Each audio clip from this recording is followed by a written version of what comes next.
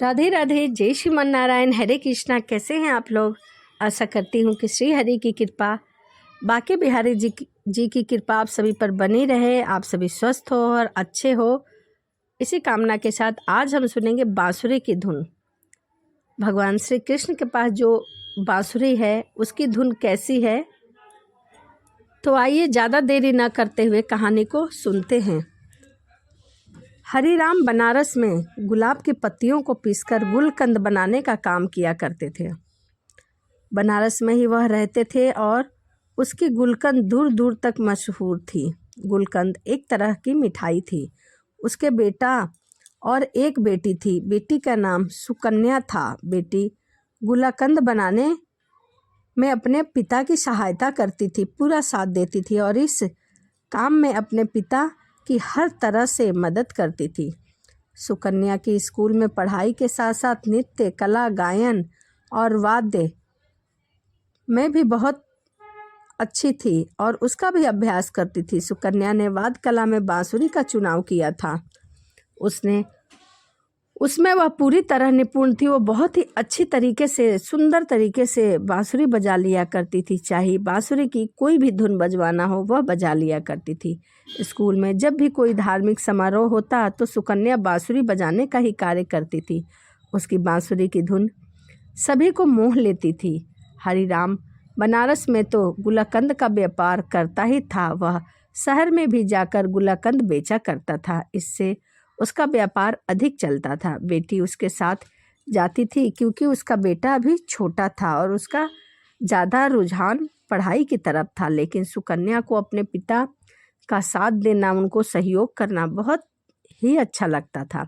ऐसे ही बाप बेटी एक शहर से दूसरे शहर जाकर गुलकंद बेचने का कार्य किया करते थे और उससे अच्छी कमाई कर लेते थे। एक बार बाप और बेटी ने सोचा कि क्यों न वृंदावन में भी गुलकंद बेच आएं और वहां बेचने का उनको सौभाग्य प्राप्त हुआ। दोनों बाप बेटी वृंदावन के एक धर्मशाला में ठहरे और वहीं पर गुलकंद बेचने लगे। हरिराम का नियम था, जब भी वह दूसरे शहर में जाता तो सबसे पहले बनाई हुई गुलकंद वह आसपास के किसी भी मंदिर में भोग लगाता था, उसके बाद ही उसे बेचता था।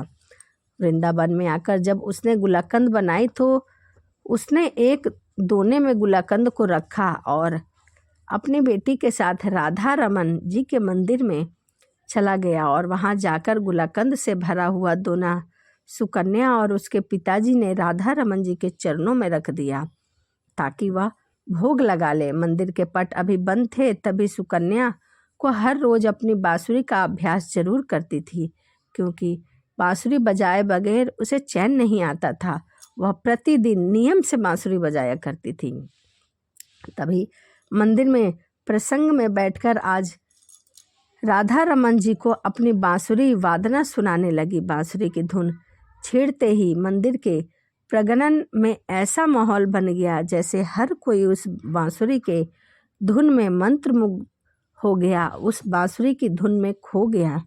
जब मंदिर के पट खोले तो गोसाई जी ने हरिराम और सुकन्या के लाए हुए गुलकंद के दोने राधा रमन जी के आगे रख दिए। गोसाई जी ने राधा रमन जी के मुख की ओर देखा। आज राधा रमन जी का मुख प्रसन्नता का भाव था। उनके मुख की मुस्कुराहट बहुत ही ज़्यादा तीखी हो गई थी। वह बहुत ही मुस्कुरा रही थी। उनके कटाक्ष नेत्र खुशी से और फैले थे। गोसाई जी यह देखकर हैरान हो गए। आज राधा रमन जी इतनी प्रसन्न क्यों हैं, न जाने क्या बात है। तभी उनका ध्यान मंदिर में प्रगणन यानी कि आंगन में बैठे सुकन्या पर पड़ा, जो कि बांसुरी बजाने में मग्न थी। गोसाई जी समझ गए कि राधा रमन जी को बांसुरी की धुन बहुत पसंद आई है, इसी से वह आज इतनी प्रसन्न है। सुकन्या बांसुरी बजाने में इतनी मग्न थी कि उसको पता ही नहीं चला कि कब पट खुला और कब बंद हो गया।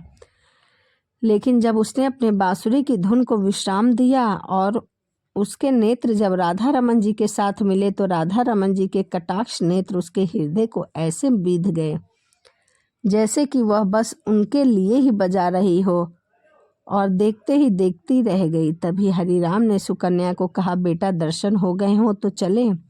सुकन्या राधा रमन जी को निहारती हुई वापस धर्मशाला को चली गई।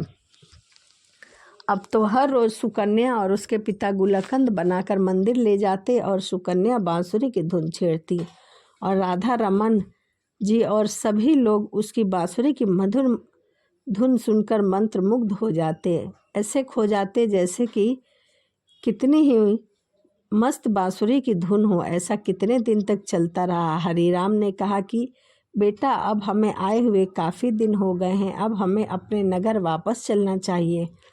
लेकिन न जाने राधा रमन जी की कैसी इच्छा थी, जब भी वो जाने का प्रोग्राम बनाते तो हर बार उनका जाना न होता, वह जा ही नहीं पाते, वह फिर वहीं रह जाते। ऐसा करते करते उनको वृंदावन में रहते रहते लगभग 2 महीना बीत चुके थे। सुकन्या का तो यहाँ से जाने का मन ही नहीं कर रहा था, क्योंकि वह तो राधा रमन की दीवानी हो चुकी थी और उधर राधा रमन जी को भी सुकन्या की बांसुरी की धुन की आदत लग चुकी थी।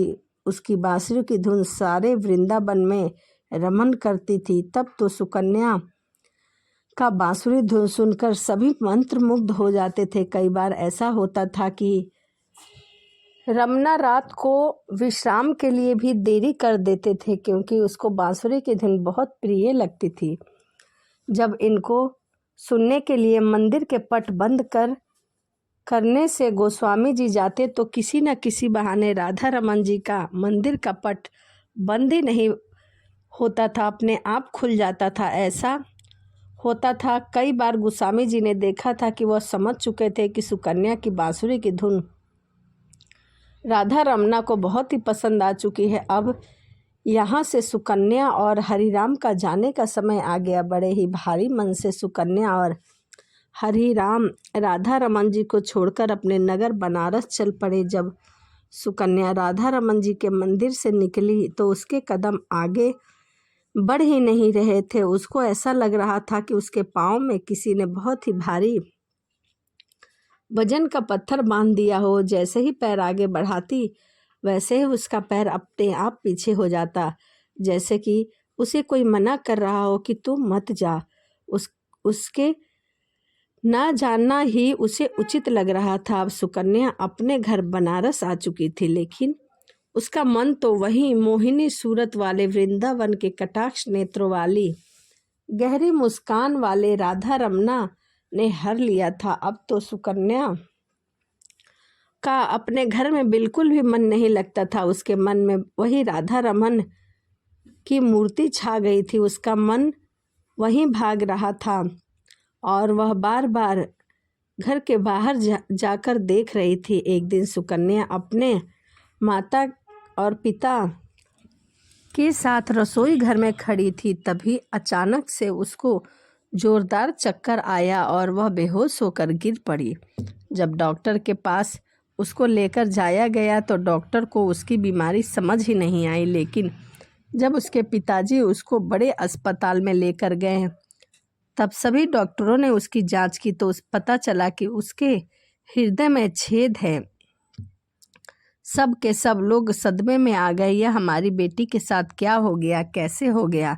डॉक्टर ने बोला कि अब आपकी बेटी ठीक नहीं हो सकती, यह कुछ ही दिनों की मेहमान है। लेकिन इसके बारे में सुकन्या को कुछ भी नहीं पता था कि उसे क्या हुआ है, वह क्यों बीमार है। सब लोग उसको ऐसे देखते थे जैसे मालूम नहीं कि वह कितने दिन से बीमार हो और तुम्हें कुछ भी नहीं हुआ है। सब उसे यही संतावना देते थे, लेकिन सुकन्या को थोड़ा सा संदेह तो हो गया था कि उसे कुछ न कुछ बड़ी बीमारी हो गई है। तभी एक दिन सब लोग बाहर गए हुए थे और उसने अलमारी में से डॉक्टर की दी हुई रिपोर्ट को देखी और उस रिपोर्ट को पढ़ लिया। उसके हृदय के छेद को उसने देख लिया, लेकिन तभी उसको वहाँ उसके हृदय में एक आकृति दिखाई दी।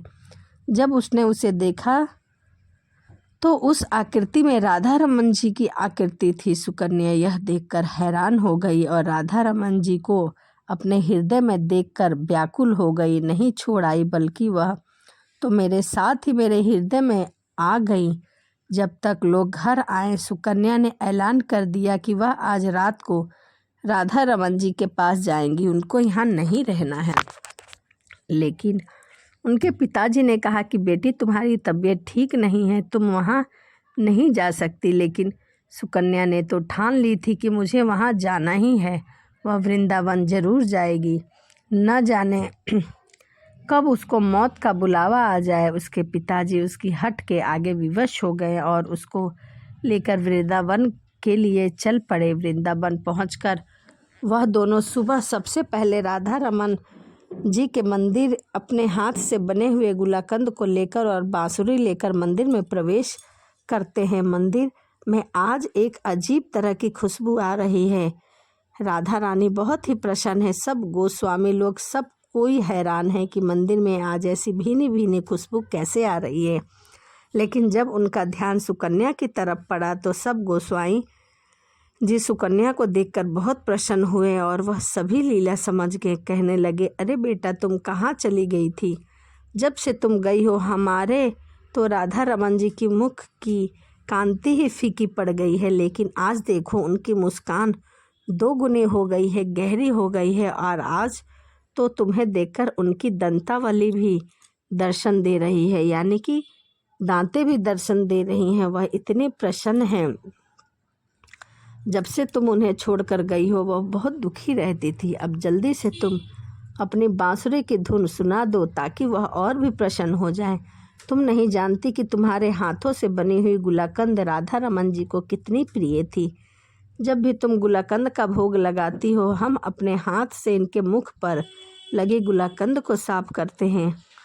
हमने तुम्हें कभी नहीं बताया कि तुम्हारी गुलाकंद को रोज पसंद करती हैं। यह सुनकर सुकन्या का फीका पड़ा हुआ मुख अचानक से खिल उठा। लेकिन जब उसको गोस्वामी जी ने बोला कि आज तुम अपनी बांसुरी की धुन से राधा रमन जी को प्रसन्न कर दो, तभी वहाँ पर हरिराम ने आकर गोस्वामी जी को हाथ जोड़कर बड़ी ही विनम्रता से कहा कि मेरी बेटी अब बांसुरी नहीं बजा सकती क्योंकि उसके हृदय में छेद है और उसे बांसुरी बजाने के लिए डॉक्टर ने मना किया है।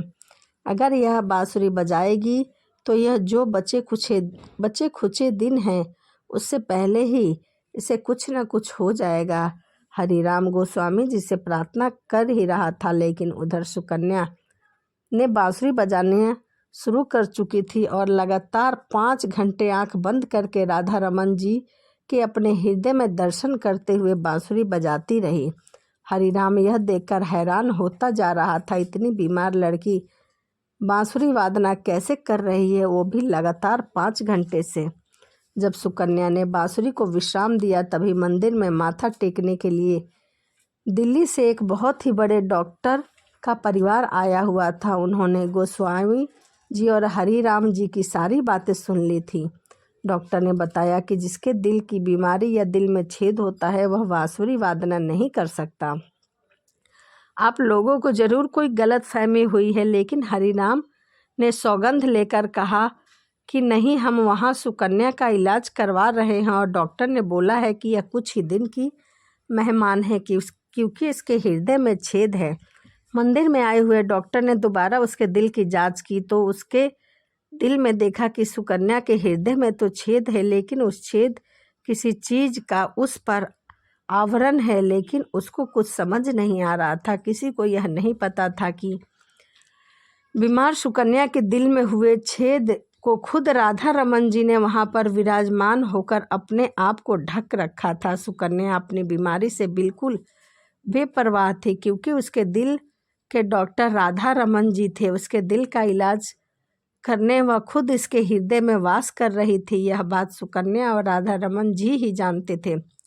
सुकन्या ने ऐलान कर दिया कि जब तक उसकी ज़िंदगी है तब तक वह राधा रमन जी को नहीं छोड़ेगी, वहीं रहेगी। उसके पिता ने उसको समझाने की बहुत कोशिश की, लेकिन वह अपनी बात पर अड़ी रही।